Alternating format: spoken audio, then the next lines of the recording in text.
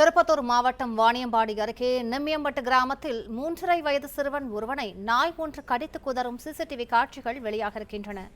கூடுதல் விவரங்களை தருகிறார் செய்தியாளர் விஜயகுமார். தற்பொழுது அந்த நாய் கடிப்பட்ட சிறுவன் எப்படி இருக்கிறான், விவரங்களை பதிவு பண்ணுங்க. வணக்கம். திருப்பத்தூர் மாவட்டம் வாணியம்பாடி அடுத்த நெம்மியம்பட்டு பஜனை கோயில் தெரு பகுதியை சேர்ந்தவர் நந்தகுமார் சந்தியா தம்பதியினர்.